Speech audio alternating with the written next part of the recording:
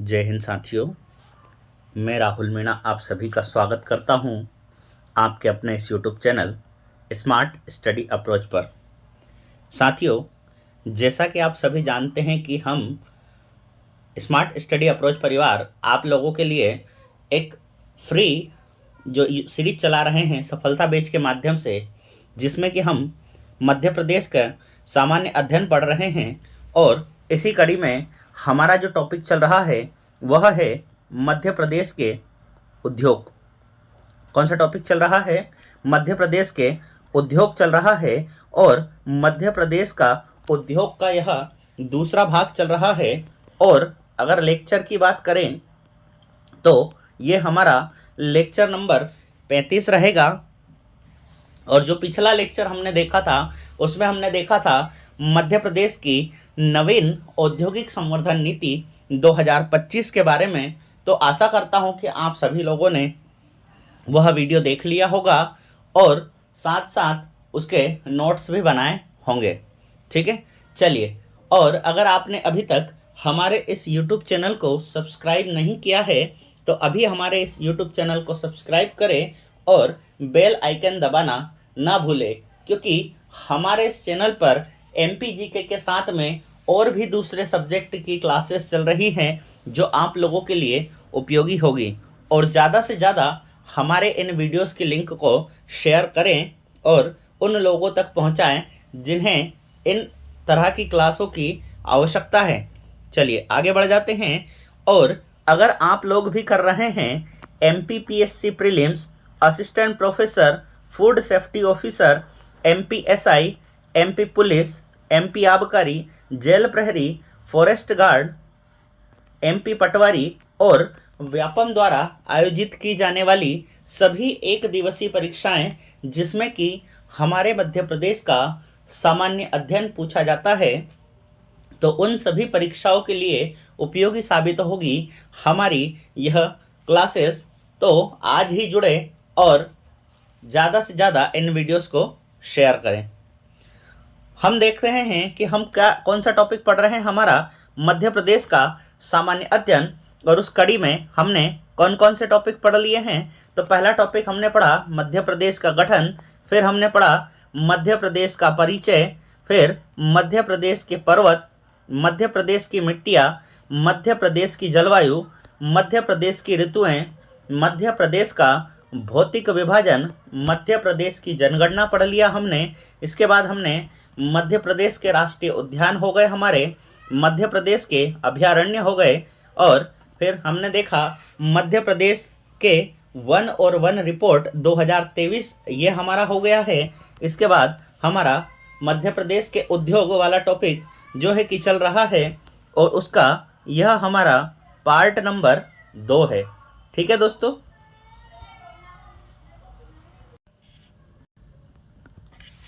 आज का जो हमारा मोटिवेशनल कोट है कि रुकना नहीं है जब तक कि सिलेक्शन की लिस्ट में हमारा नाम ना आ जाए। यानी कि हमें निरंतर प्रयास करना है, हमें हमारी असफलताओं से घबरा कर रुकना नहीं है, हमें निरंतर कदम दर कदम आगे बढ़ते जाना है और अपनी इस जीत को यानी अपनी सफलता को, अपने सिलेक्शन को एक ना एक दिन हमें हासिल करना है। ये एक तरह से जिद होनी चाहिए हमारे अंदर।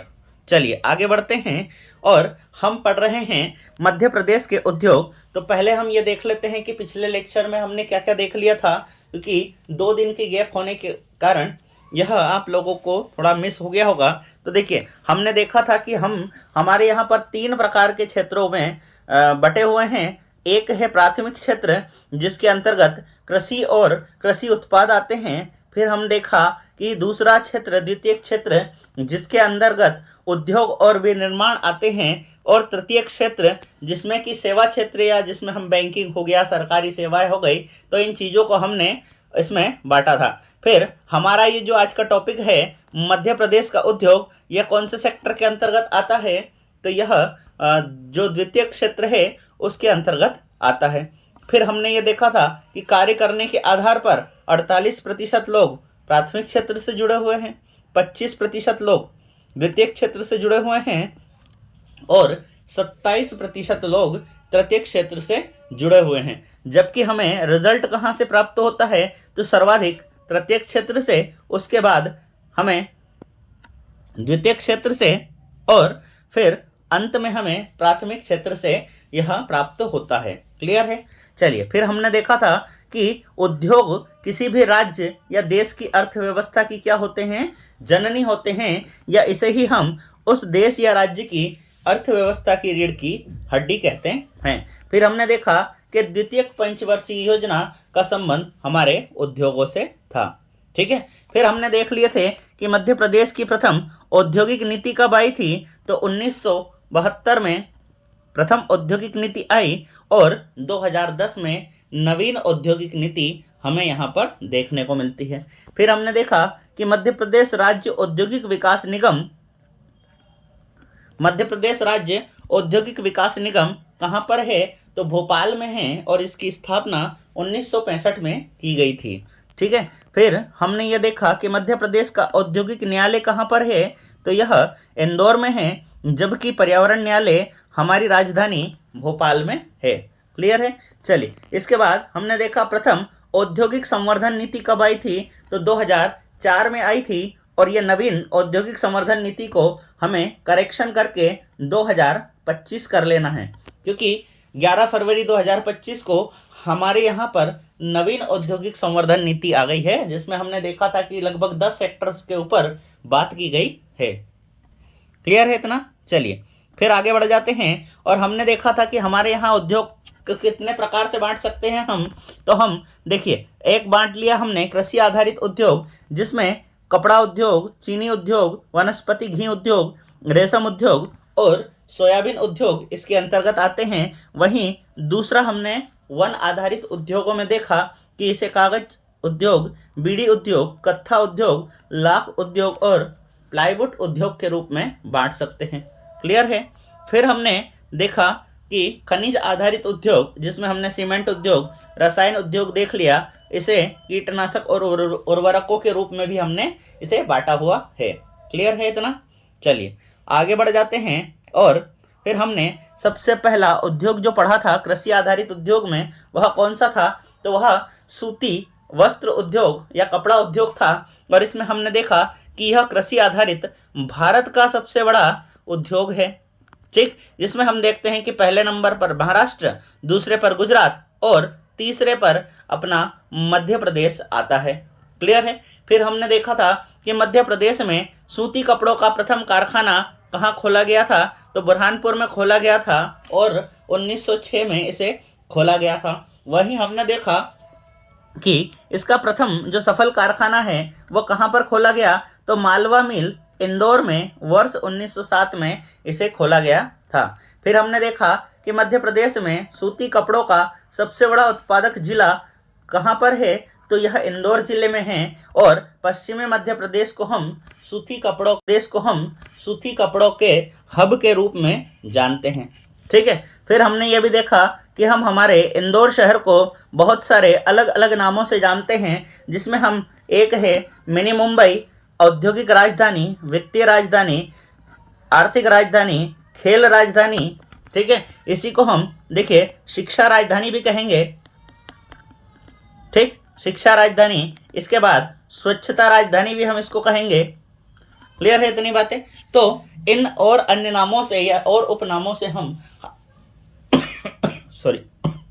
हम हमारे इंदौर शहर को जानते हैं। क्लियर है इतनी बातें। चलिए, अब आगे बढ़ते हैं, और फिर हमने देखा कि कुछ प्रमुख मिल कौन कौन सी है, तो कल्याण मिल, स्वदेशी मिल और मालवा मिल ये कहाँ पर है, तो इंदौर में है। फिर न्यू टेक्सटाइल मिल भोपाल में है, ताप्ती सूती कपड़ा मिल बुरहानपुर में है, और हीरामल मैं यहाँ लिख देता हूँ, हीरामल।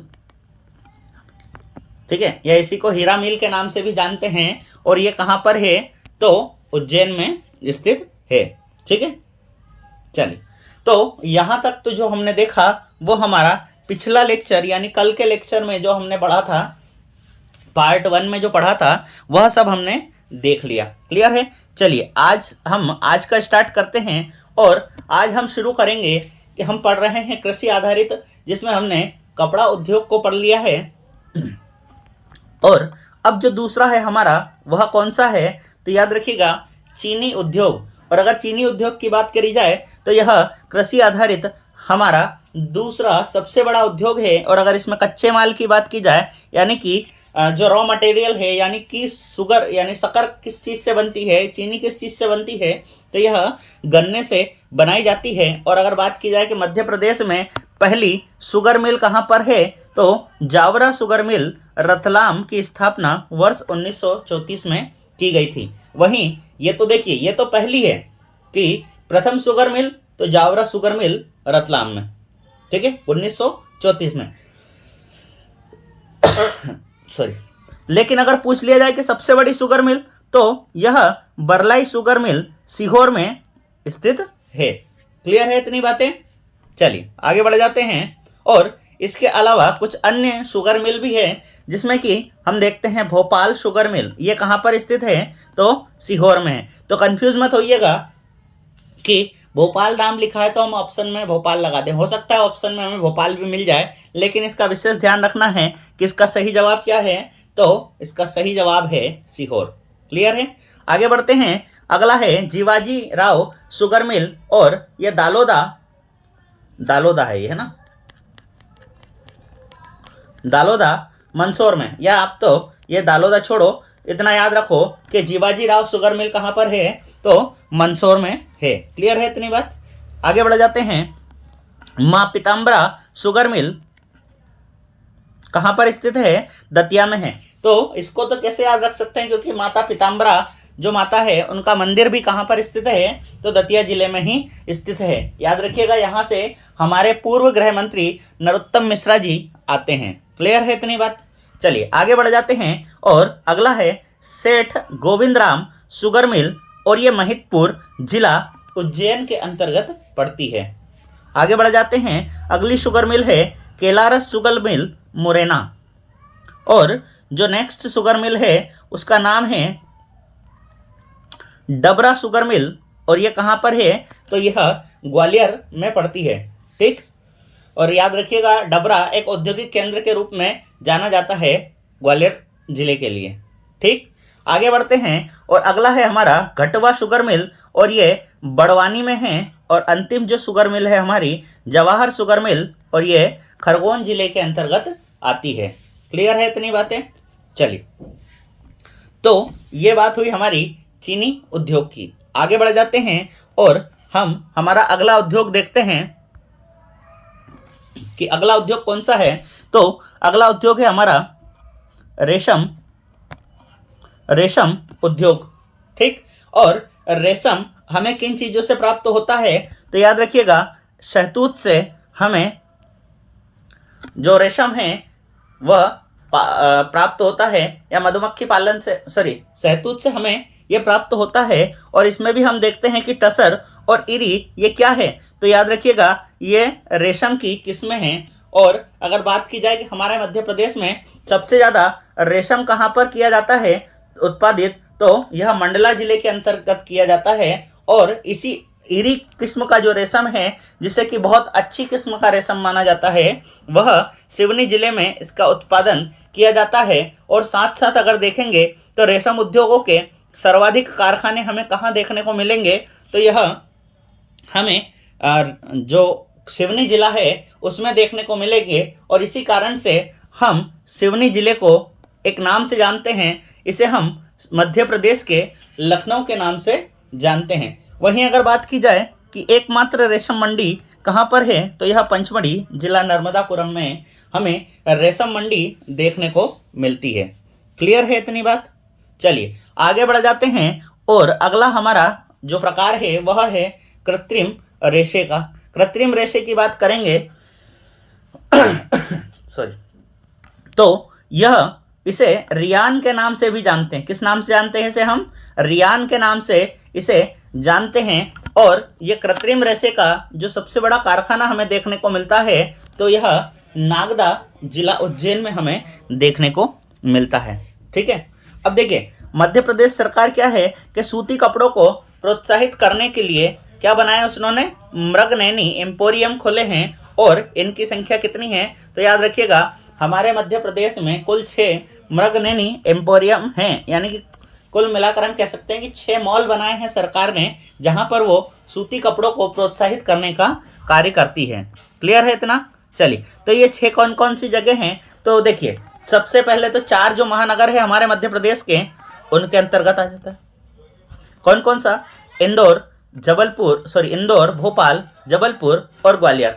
इन 4 जिलों के अंतर्गत हमारा मृगनयनी एम्पोरियम बना हुआ है। इसके अलावा हमारे उज्जैन और रीवा भी इसी से बना हुआ है। याद रखिएगा, हम क्या है कि हमारा जो नॉर्मल फोकस रहता है वो इंदौर, भोपाल, जबलपुर और ग्वालियर पर रहता है, लेकिन इस बार याद रखिएगा हमें हमारा फोकस उज्जैन पर भी रखना पड़ेगा, क्योंकि जो हमारे वर्तमान के मुखिया हैं माननीय डॉक्टर मोहन यादव जी, वो उज्जैन से ही बिलोंग करते हैं और उज्जैन दक्षिण है उसी विधानसभा से वह विधायक चुने गए हैं और उसी विधानसभा से इनका संबंध है। तो उज्जैन से संबंधित प्रश्न भी परीक्षाओं में पूछे जा सकते हैं। क्लियर है इतनी बातें? चलिए आगे बढ़ जाते हैं। और अगला जो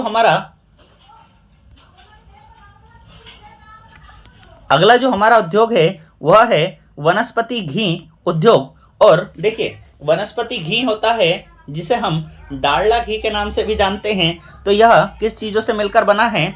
तो याद रखिएगा, मूंगफली, सोयाबीन का तेल, इसके बाद सूरजमुखी, सरसों, कपास के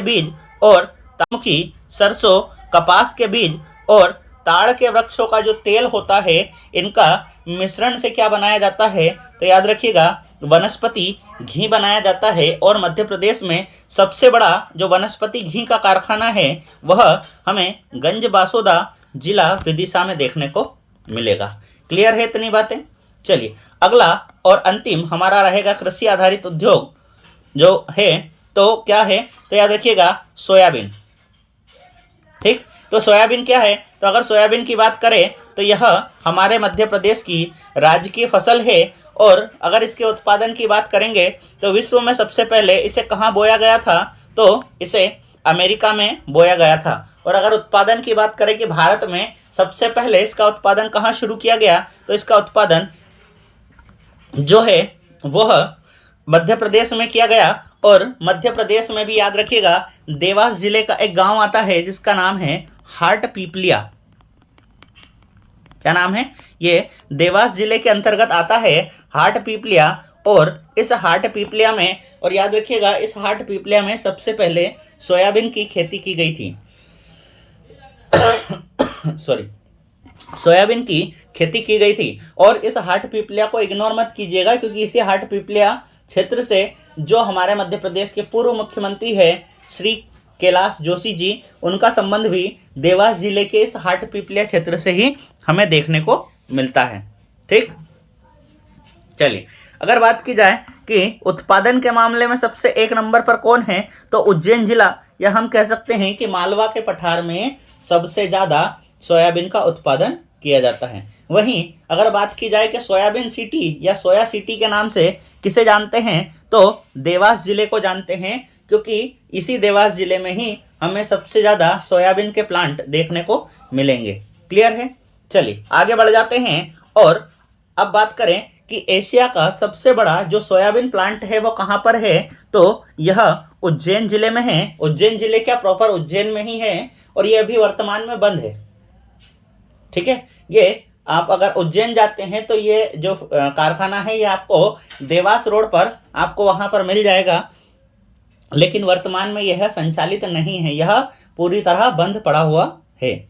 क्लियर है इतना?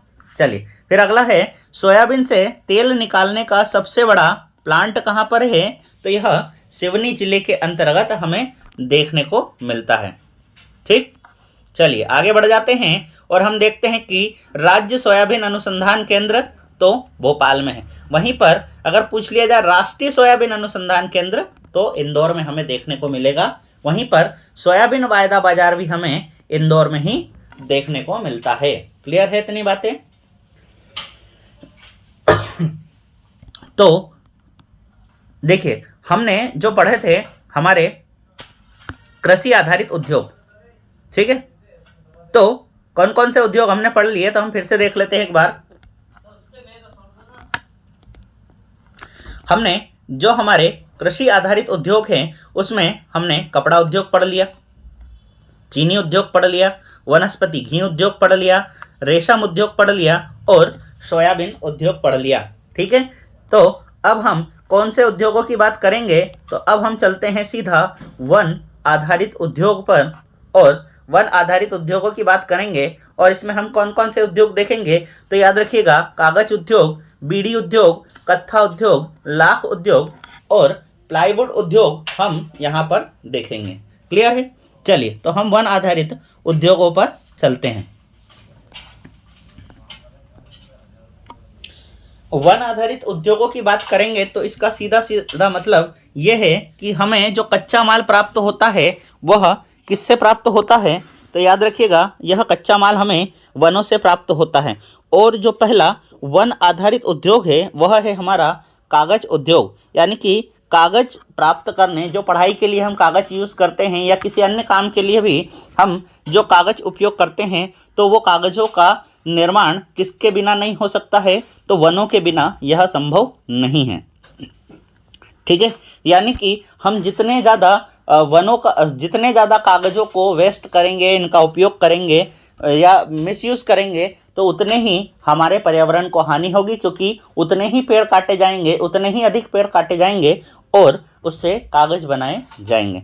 ठीक है, तो आगे बढ़ते हैं। और अखबारी कागज़ का पहला कारखाना कहाँ खोला गया था, तो वर्ष 1956 में नेपानगर जिला बुरहानपुर में अखबारी कागज़ का कारखाना हमें यहाँ देखने को मिलता है। ठीक है, और अगर बात की जाए तो यह हमारे मध्य प्रदेश की प्रथम कागज़ फैक्ट्री है और इसे कहाँ पर खोला गया, तो नेपानगर बुरहानपुर में खोला गया था। क्लियर है? फिर हम देखते हैं कि कागज़ जो है वो वन आधारित सबसे बड़ा उद्योग है। जैसे हमने सूती कपड़ा उद्योग देखा था तो वो कृषि आधारित सबसे बड़ा उद्योग था, वहीं अगर पूछ लिया जाए कि वन आधारित सबसे बड़ा उद्योग कौन सा है, तो वह कागज़ उद्योग है। क्लियर है इतना? चलिए आगे बढ़ते हैं। और ओरिएंटल पेपर मिल कहाँ पर स्थित है, तो यह शहडोल में स्थित है। क्लियर है? फिर हम देखते हैं कि वर्ष 1968 में होशंगाबाद, या हम इसे आज के समय में किस नाम से जानते हैं, तो नर्मदापुरम में के नाम से जानते हैं। और यहाँ पर कौन सा कारखाना है, तो नेशनल सिक्योरिटी पेपर मिल। नेशनल सिक्योरिटी पेपर मिल। और नोट छापने के जो कागज़ है वो कहाँ पर बनते हैं, तो याद रखिएगा यह सिक्योरिटी पेपर मिल, नेशनल सिक्योरिटी पेपर मिल नर्मदापुरम या होशंगाबाद में हमें देखने को मिलते हैं। वहीं पर वर्ष 1974 में देवास जिले में बैंक नोट प्रेस की स्थापना की गई। और यहाँ पर अगर बात की जाए तो बैंक नोट प्रेस देवास में 5 रुपये से लेकर, तो जो आज की तारीख में जो सबसे बड़ा नोट छपता है हमारे यहाँ पर वो 500 रुपये का है, क्योंकि सरकार ने 2000 रुपये के नोट की घोषणा की थी, लेकिन उसे अभी तत्काल प्रभाव में उसे निरस्त कर दिया गया है। तो अभी की जो हमारी सबसे बड़ी करेंसी है वह है 500 रुपये का नोट। ठीक है, तो ये सारे के सारे नोट कहाँ पर बनते हैं, तो देवास में ये छपते हैं बैंक नोट प्रेस में। क्लियर है? और याद रखिएगा इकोनॉमिक्स में प्रश्न पूछा जाता है कि 1 रुपये के नोट पर किसका हस्ताक्षर होता है, तो याद रखिएगा 1 रुपये के नोट पर तो वित्त सचिव का हस्ताक्षर होता है, लेकिन जो 1 रुपये से बड़े नोट हैं उन नोटों पर जो रिजर्व बैंक ऑफ इंडिया है, आरबीआई है, उसके गवर्नर के सिग्नेचर हमें वहाँ पर देखने को मिलते हैं। क्लियर है? चलिए आगे बढ़ते हैं।